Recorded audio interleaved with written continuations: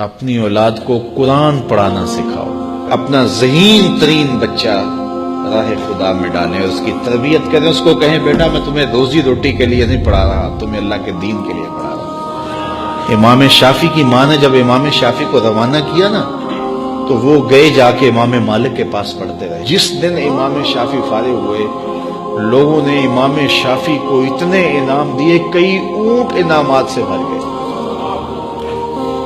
امام شافعی کی والدہ بیوہ تھی اور ایک ہی بیٹا تھا جو کمائی تھی راہ دین میں ڈال دی۔ تو جس دن امام شافعی کئی سالوں کے بعد واپس آئے تو آپ کی خالہ اور آپ کی ماں امام شافعی کو لینے کے لیے مکہ سے باہر، شہر سے باہر آئیں تو ایک قطار اونٹوں کی نظر آئی۔ تو امام شافعی کی ماں نے دیکھا کہ یہ اونٹوں کی قطار کیسی ہے، تو کسی نے کہا یہ تیرا بیٹا آ رہا ہے اور اس کو اتنا مال و انعام دیا گیا ہے کہ وہ مالا مال ہو گیا ہے۔ امام شافعی کہتے ہیں جب میں آیا تو میری ماں ایک ریت کے ٹیلے پہ بیٹھی تھی، میں نے چھلانگ لگائی،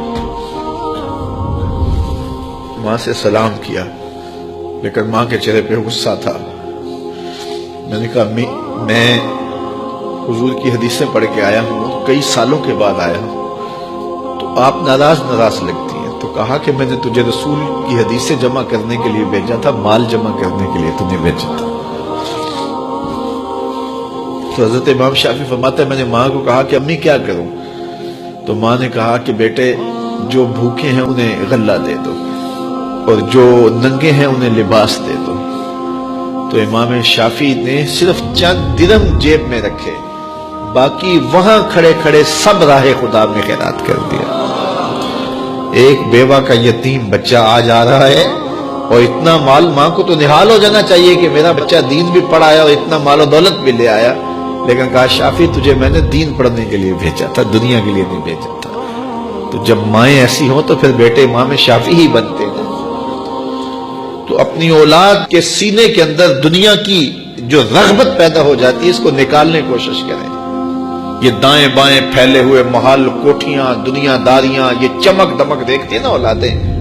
تو میں نے دیکھا مدارس دینیہ میں پڑھنے والے علماء کے بیٹے، پیران عظام کے بیٹے، وہ بھی دنیا کی چمک کے پیچھے دوڑتے ہیں۔ اور میاں تم کیوں دوڑتے ہو؟ تمہارا سب سے بڑا سرمایہ محمد عربی کا دین ہے۔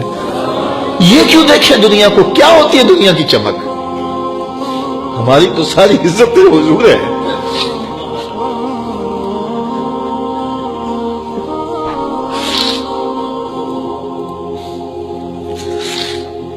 ہم جس میں بس رہے ہیں وہ دنیا تم ہی